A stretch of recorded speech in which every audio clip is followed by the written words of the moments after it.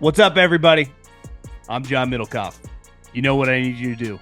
Subscribe to our YouTube channel. We got content for days reacting to every NFL game all the time, every single day. Subscribe, like the videos. Let's go.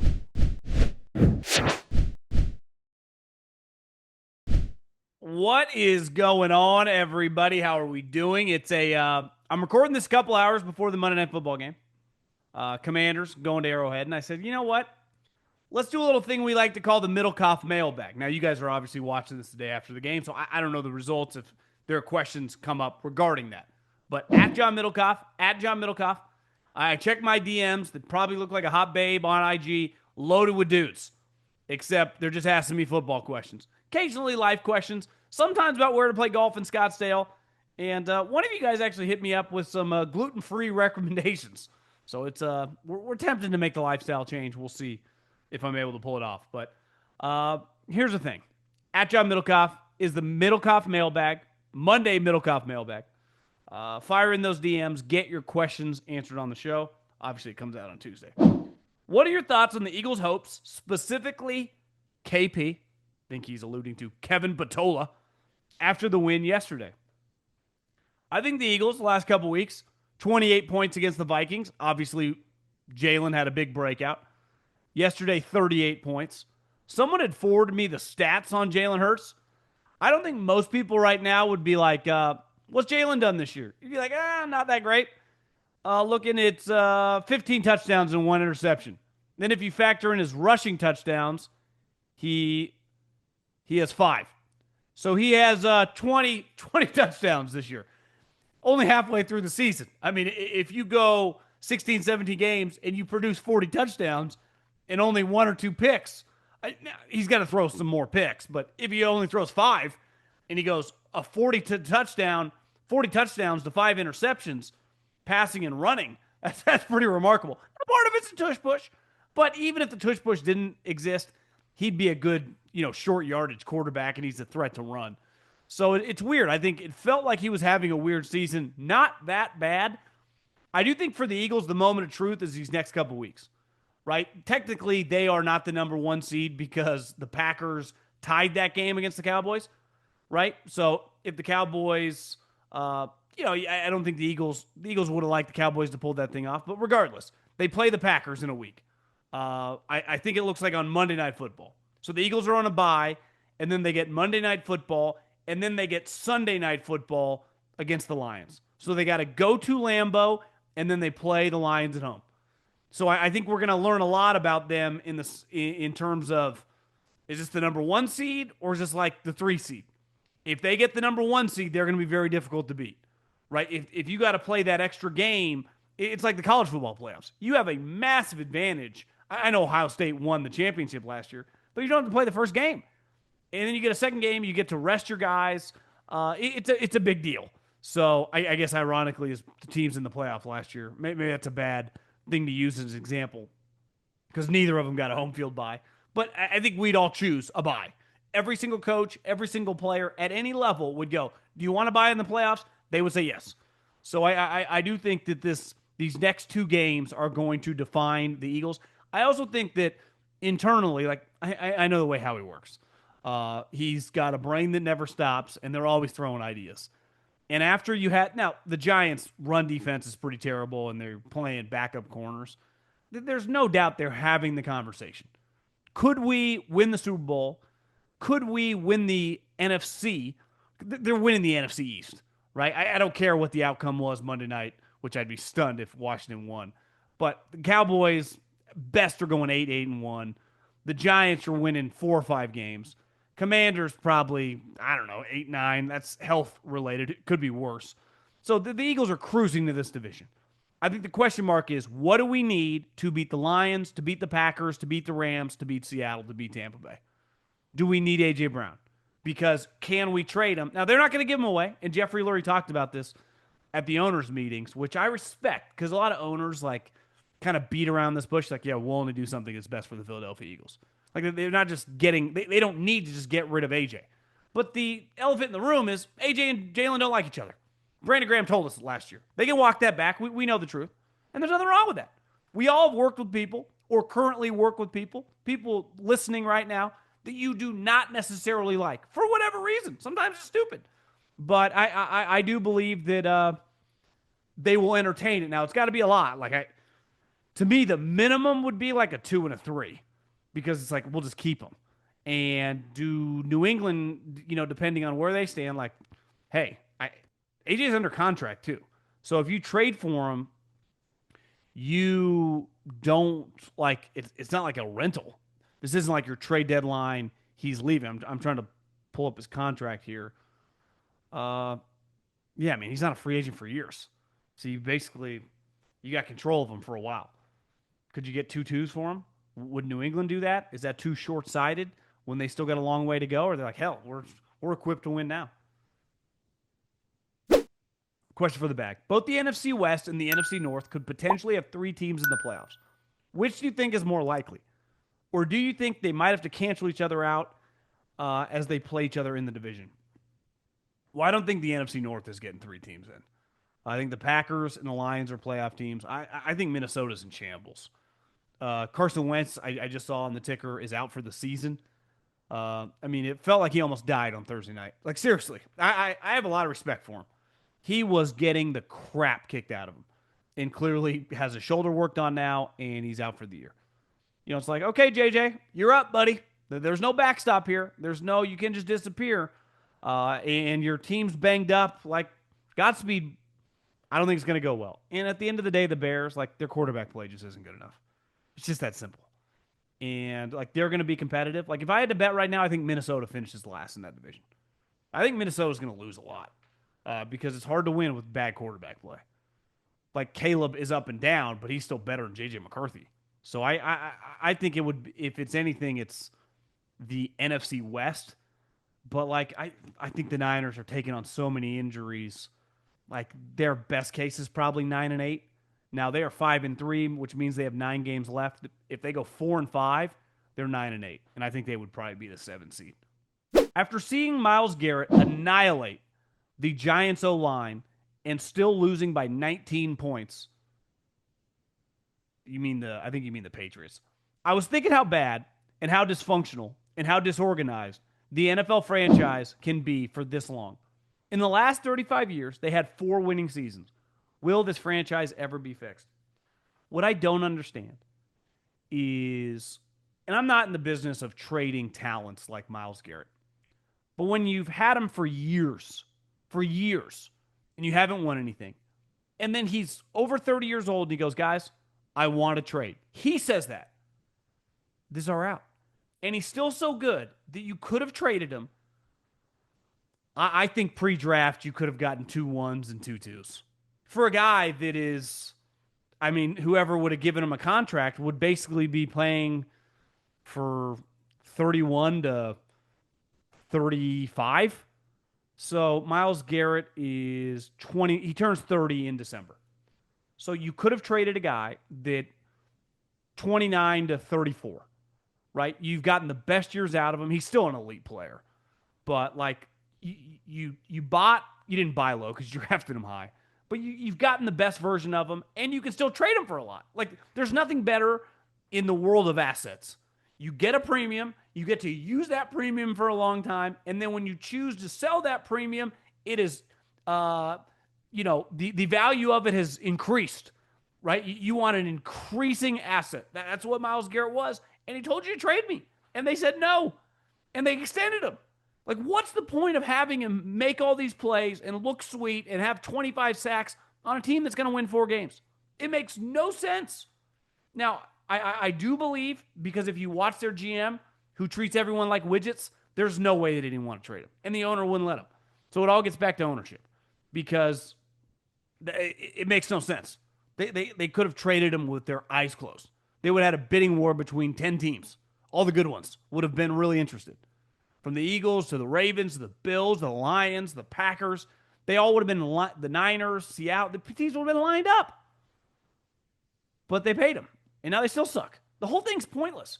This is why I am so critical of the Browns, is they get, like, so much credit because, like, God, their GM, their head coach, dynamic individuals. Like, I watch their team. They're awful, always.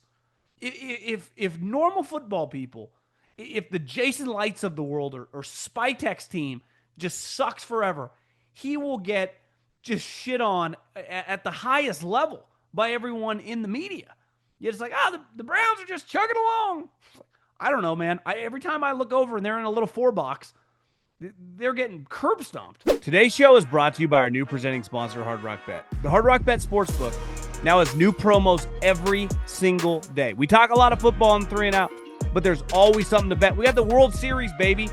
Week 8 kicks off later this week as well. But if you haven't tried your first bet on Hard Rock Bet, there's still time for you to get $150 in bonus bets if you win. Just place a $5 bet, and if it hits, you get not only your winnings, but $150 in extra bonus bets. If you're already betting on the Hard Rock Bet Sportsbook app, you know what that means. Wednesdays are the last day to use your legendary rewards drops. Open up the app today. You could have a bonus bet, or who knows what's in there. More drops every Thursday. The rewards and promos are nonstop, baby. Make this a real simple question. How the hell does Zac Taylor still have a job? You know, it's a unique organization. And I would guess if when the dust settles, if they go 7-10, 6-11, something like that with the Flacco situation, and they're liable to lose any game because their defense stinks. What's crazy, I wasn't really paying attention to that game because they were just in complete control the whole time. And then by the time I did look over and they're like going for 2 in the win, I'm like, what is going on? Which was a cool moment for Justin Fields. Yeah, I just think that you fire him, you're going to get another Zac Taylor. Like, they're not hiring Steve Sarkisian, right? They're not hiring the Mike Vrabel or Ben Johnson. They were hiring a guy who they can get for cheap. And sometimes it works. You know, I mean, they had Marvin Lewis for a long time, and he was pretty successful. Hell, Zac Taylor got you to Super Bowl.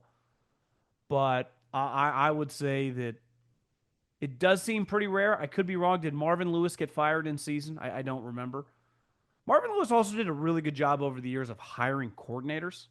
Right? For a long time, they had Mike Zimmer as their defensive coordinator. Jay Gruden was their offensive coordinator. Hugh Jackson was a really good offensive coordinator for them. That's part of it. Like, they had a dynamic group. A couple years ago, Lou Anarumo, I'm watching him with the Colts. Looks like it's pretty good. It's amazing how good a coordinator can look when his player's a little bit better. I bet you look like a lot better coaching at Alabama or Georgia than you do Mississippi State. I'm sick of my Falcons. I have zero emotional attachment to this abortion of a franchise. But I still watch every week, Sunday at 1. And I find myself still rooting for them. We've all been there, brother. How does ownership keep screwing up every hire?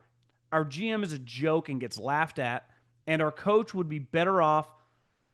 This is pretty descriptive shit-talking. So just fire everybody, including the equipment guy. So dysfunctional, it seems so obvious. My real question is this. How is it even possible to be as Jekyll and Hyde as we are?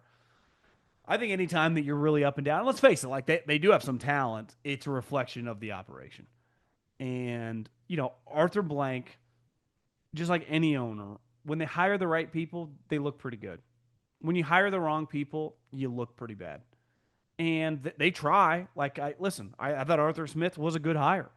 His problem was, and I'm not even saying like Arthur's problem, but like that tenure's problem, is they couldn't find a quarterback once they got rid of Matt Ryan.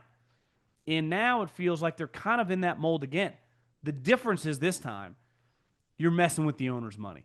You convinced me to give $90 million to Kirk Cousins, which feels like a scam job. Don't blame Mike McCartney, his agent, or Kurt for getting that money. But looking back, like that was like his golden parachute. Because based off how he's looked this last year and then yesterday, he should have got like a 1-year, $7 million deal. So props to them for, kind of rolling that into a stupid amount of cash. So it's like you completely botched our investment into a quarterback that can't play while drafting a guy really high that I think the jury is out. And you hired the biggest coaching staff in the league. So it's like coaches don't make $40,000. So, your coordinators are all making millions. Your O-line coach is probably making $1 million. Your wide receiver coach and linebacker coach, these guys are all making $500,000 to $800,000. Your coaching staffs are very expensive. It's like Jerry Jones said on an interview earlier this year. Like, I didn't want to get into coaching because I wanted some money. If I would have known what I'm paying coaches nowadays, I probably would have got into coaching. And I think these coaches, it's an underrated scam in America. The amount of money, obviously, the good ones worth their weight in gold, right? But there are a lot of assistants in this league that, because they're buddies with the head man, he gets them a 3 year, $700,000 a year job. He couldn't coach his way out of a wet paper blanket. I mean, the amount of coaching frauds in college pays a premium too. No different. At least in college, if you're not a great coach, if you can recruit, you bring value. Like in the NFL, we don't need you to recruit. Hell, I don't even care what your opinions are on the draft. I just need you to coach the players. And ask players, especially players that have bounced around the league. There is a gigantic difference of the good ones and the bad ones. I mean, a Grand Canyon wide gap. So I don't know. You guys sucks. I mean, that's all there's not a fix. You can fire everybody, but if they hire the wrong people, you're just going to be back at this point A again. I do think if they miss the playoffs again, which all signs point to them missing, let's say they go 7-10 or 8-9, I don't see how the owner doesn't just heads roll. I mean, kind of blow the whole thing up. I've historically defended the difficulty of being an NFL referee, but how bad does it have to get for the NFL to acknowledge it? And what do you think is a realistic response from the league? Would they address a specific penalty like making pass interference reviewable? Or, again, or do they make all the penalties challengeable? In the past, I would never have expected them to make penalties reviewable, but it might help curb any allegations of fixing games. That seems like something Goodell would want to get ahead of. This is the sad part. And I've been gambling on football for 20 plus years now. And I stopped gambling on basketball a long time ago. Listen, I'm not acting like I foresaw this coming, but it's just like, this sucks. I do think this. The NFL doesn't really care. As long as people are watching and interested and gambling on it and playing fantasy, they are not going to go above and beyond and do anything different than they have done. Now, if something dramatically changes, then they will pivot. They are not going to be proactive on this one, would be my guess. I'd be stunned if we see some dramatic shift with the officials for whether it's transparency, whether it's beside basic tweaks of reviewing, which they, discuss every single year. But if you think Roger cares that you and me are mad when we watch 6 hours of football at the officiating blunders, I mean, last night, Aaron Rodgers gets them to jump. No one. My wife's looking at me. She's like, I don't understand what's going on. I'm like, well, Maria, one of Aaron Rodgers' great superpowers is when you jump off sides as a defensive lineman or a linebacker or whatever, as someone on the line of scrimmage, he immediately snaps it, and then he historically has hit a bunch of big plays. It's going to be written about in his football bio one day when he's in the Hall of Fame. It's like no one has ever been better at getting free plays than Aaron Rodgers. So he knows it, and he was right, and they just didn't call it. And listen, I don't think Pittsburgh wins the game, whether they call that or not, but it's like, that can't be missed. And I think Roger would tell you, well, yeah, it can. It was missed. And 20 million people watched. And at the end of the day, who cares? And I think that would be his response. I don't care. You might care if you had money on the Steelers. Steelers fans care. Packer fans don't. And the average guy hasn't thought about it since the moment happened in the game last night for 10 minutes. And then he moved on with his life. Probably true. What up? This is from Austin. Your podcast is awesome. From Detroit here. So my Lions had a bye week today. So I'm watching games around the league, and that's a good feeling. It sucks. You realize if you're a big football fan, right, and you had a squad, which most people do, you look forward to Sunday to watch your team, and then you watch what else is going on around the league. There is a missing component when your team is on a bye.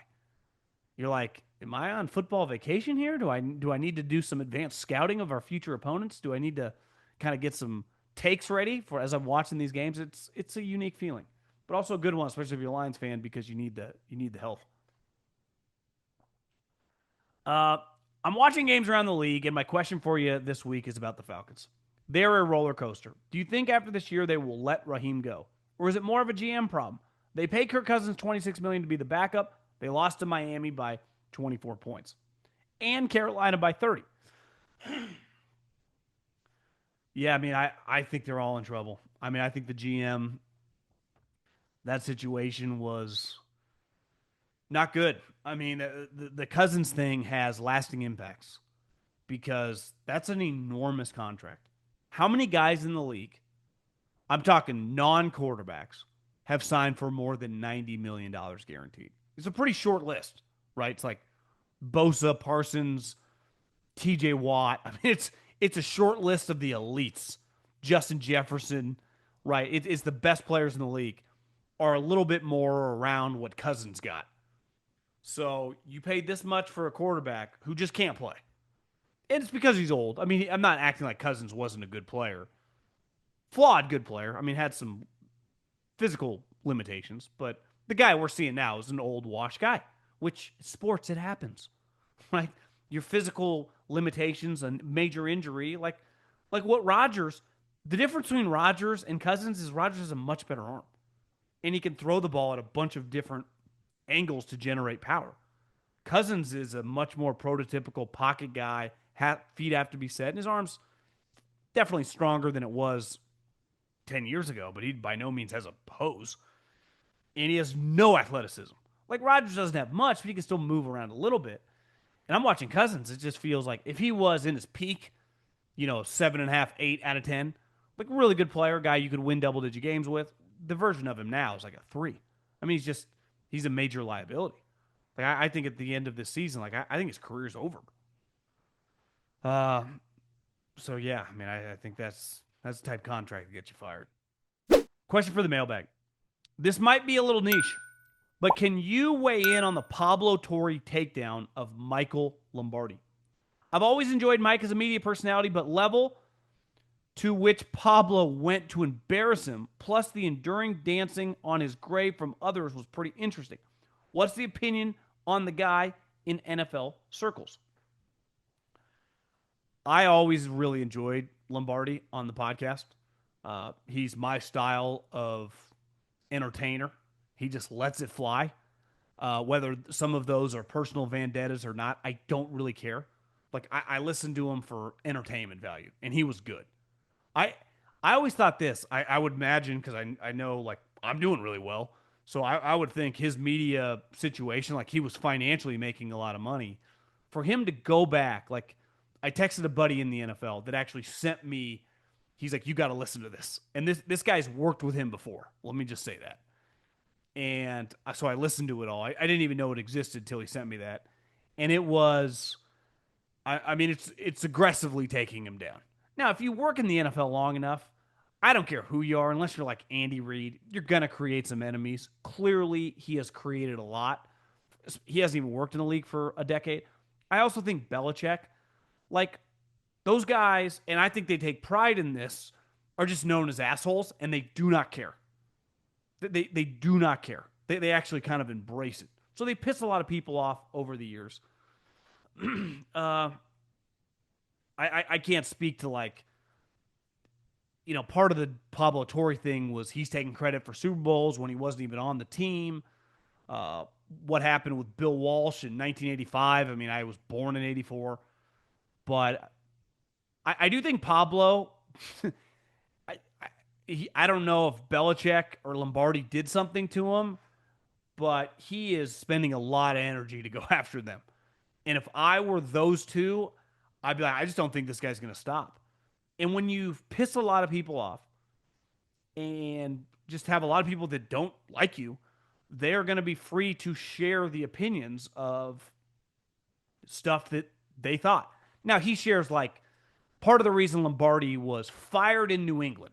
Right, he went to work for the Patriots while the Browns were still paying him. And this is what Pablo reported, that they fired Michael Lombardi. Bob Kraft told Bill Belichick he had to get him out of the building because there was a mutiny between Matt Patricia, Josh McDaniels, Nick Caserio, and a bunch of players and Ernie Adams. I don't know if that's true or not. So like you're telling me that players wanted Michael Lombardi out of the building? That seems a little crazy to me. Again, though, I wasn't there. I don't know. I hope one day someone doesn't do that to me. Middlekauff claimed he worked for the Eagles, said he had a radio job. Dude was working at McDonald's. He's a fucking liar. Like, Jesus. Pablo, I'm sorry. I find it all kind of entertaining. I just wish Lombardi was not in North Carolina, just podcasting, but dude wants to be a team builder. Again, I know a lot of people in the NFL that know him and like him. Now, these are younger guys, like guys under 40, but I just think, certain people ruffle feathers. Some people don't, you know. I do think you could do versions of that though on a lot of guys. Like I think you could easily do something like that on Howie Roseman or Pete Carroll. If you've been in the league a long time and you fired a bunch of people over the years, like you're gonna have people that don't like you. Kyle Shanahan, I think that'd be a pretty easy one to do it on.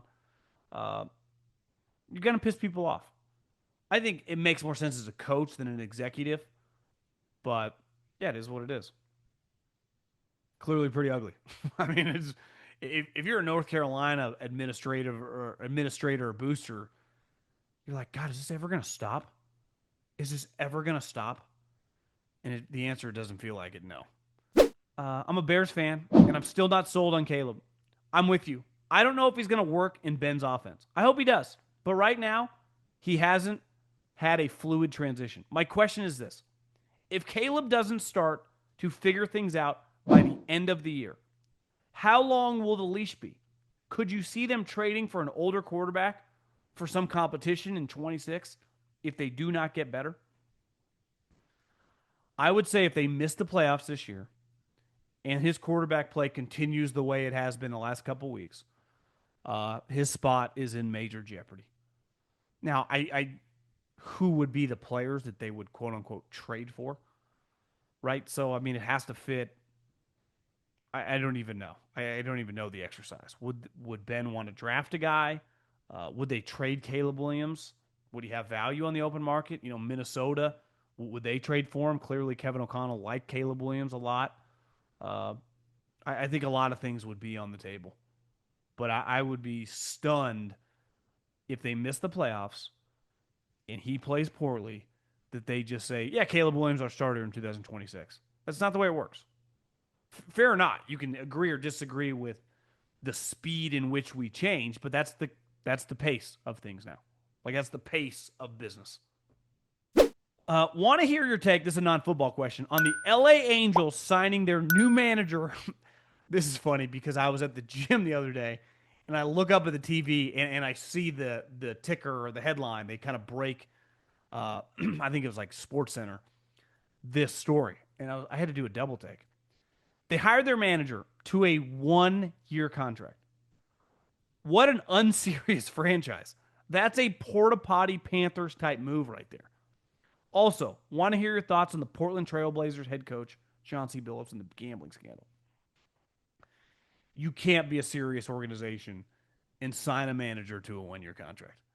Now, I could be wrong on this, but when I was looking at the TV, the GM also has 1 year remaining.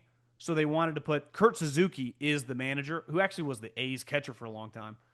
Clearly a pretty high level dude. I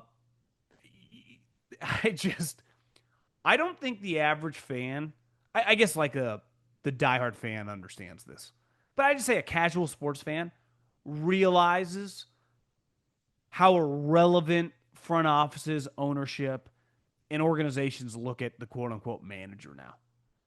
Like they are just, if you told me they were paying Kurt Suzuki 1 year, 800 grand, like what the running back coach at Alabama makes, I'd believe you.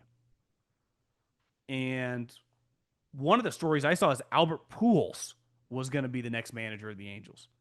Albert Pujols going to sign up to be the manager? Didn't Albert Pujols make,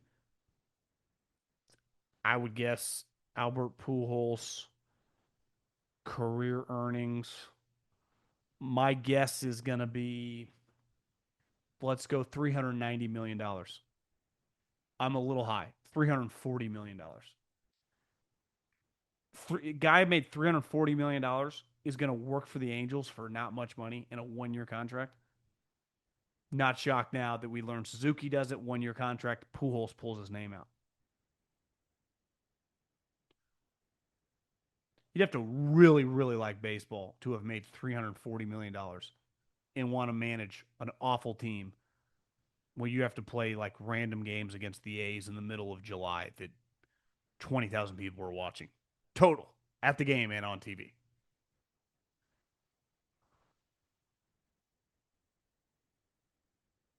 Okay. 1 year contract. I talked about the Chauncey Billups thing, I think, on Thursday. Uh, I mentioned this to Colin the other day, too. I truly believe that tanking, which Adam Silver has been a shepherd over, has allowed it to happen, and has not taken aggressive measures to make sure it doesn't happen, is the direct reason that more of this stuff has happened. Because if you're not tanking, it is much harder to manipulate games because people would notice. You can't manipulate games that matter. In the NBA, too much of their product just doesn't matter. And I'm not talking like you're going to have random games, especially like in November, that don't necessarily matter. I'm talking like legitimately teams are trying to lose the game as the season goes on. And I think that leads to stuff like this. Now it's like Chauncey Billups is been in touch with the mob. Like I'm not quite sure how fascinated like everyone else. Like I need more details. Did he owe them money? Well, how can a guy worth $100 million? And listen, it's easy to throw that out there. You know, half of it got taxed. So then you buy a home, you buy some stuff. It's not like you have $100 million in the bank because you spend a lot of it. Even if not everyone's just like investing in the S&P 500. But I've always assumed Chauncey was a smart guy. But you could go, well, did he get back into coaching because he needed some more money, or is he just a basketball junkie? I think that comes into question.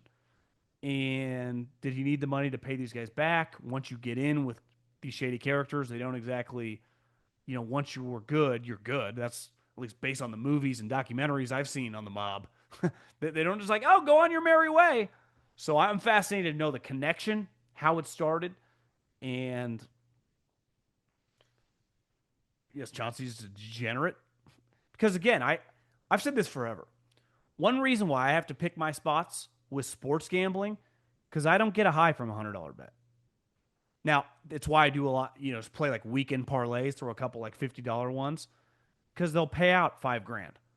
But like for me to get a high on an individual game, the bet has to be, I mean, even $1,000 on a game, I'm really into it. But if I lose the money, it's like whatever.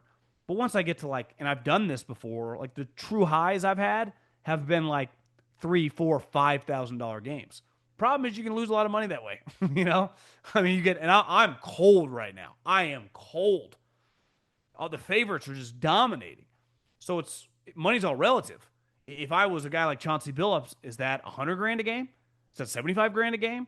Is that playing blackjack 5 grand a hand, 10 grand a hand? So you just get two different units that if you play and you don't back out, all of a sudden, I mean, I could lose the equivalent of what if like this guy had lost $500,000 in a weekend. Well, I could do the equivalent, whatever that is worth to me, with ease. But it's fun. Like I enjoy to gamble, so it's like I don't have an addictive personality, so I can kind of pick my spots. But I do understand, like I don't get a high from a $50 bet unless that $50 bet is on a guy to win the Masters at 50 to 1, and it's going to pay out $2,500. Then yeah, I'll pay a little more attention.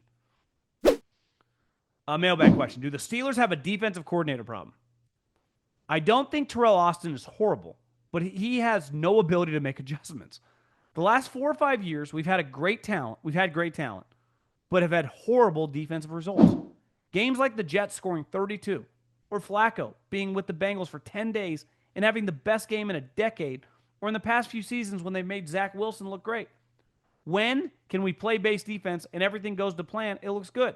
But I don't get why we run the defense specifically when it isn't working and I never see the adjustments being made, that has to be a coaching issue, right?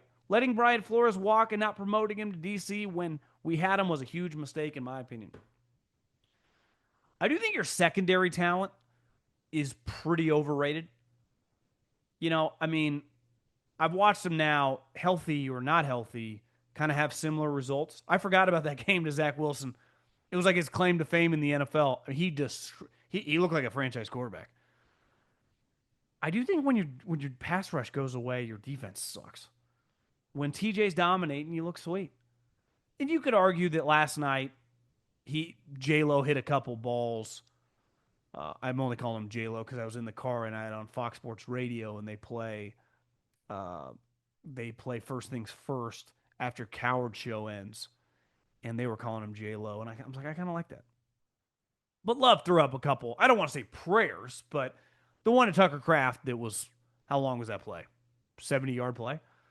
Yeah, it was a little 50-50 ball. And he threw one across his body to Christian Watson, which, again, they were beautiful outcomes and results. The Watson one was a dime. But it was, I mean, the DB was right there and probably a couple inches away from tipping it.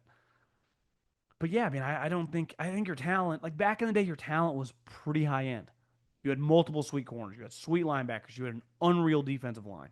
In pass rush, you ran a 3-4 defense then. But, James Harrison, Lamar Woodley, it just was kind of a different animal with Brett Kiesel.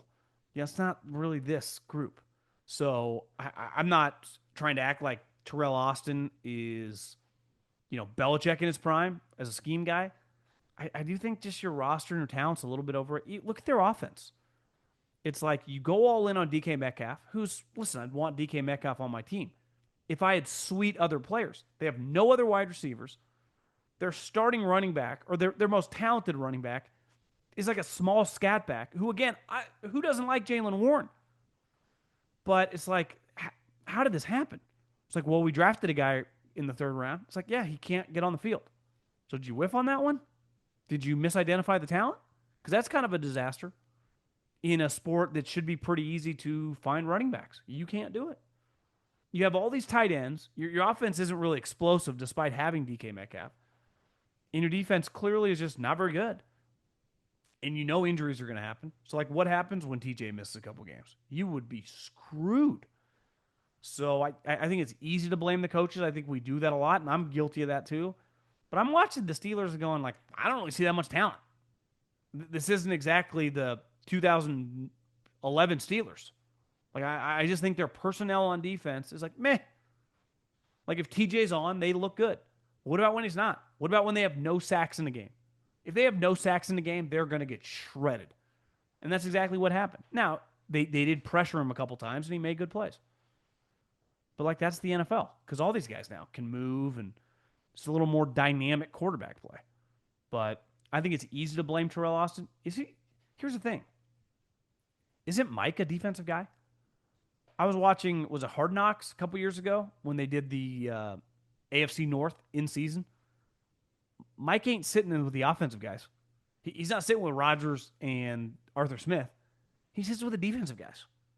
I remember the clip I was watching, like Minka Fitzpatrick walked out of the room and he gave him like a fist pound, or maybe walked in the room to say something.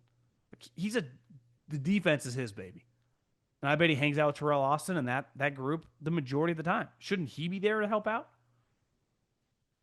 I'm all for a CEO head coach, but it feels like they're so quick to blame when the coordinators suck. Well, like, what's your area of expertise? And for Mike, it's defense and DB play. Should be his baby. And their DB play, it's terrible. And they blame coordinators a lot, but who's the offensive coordinator they fired in season? I think it was like the first guy they had fired in season in like 50 years. I wanted to say Freddie Kitchens, but I'm complete. Oh, Matt Canada. Arthur Smith. I mean, their offensive coordinator's good. I just think their personnel as a team is not great. Guess what? I think their personnel staff is not as good as it once was. It was really good, and then Colbert retired. I just don't think it's as good. I think people around the league would tell you that.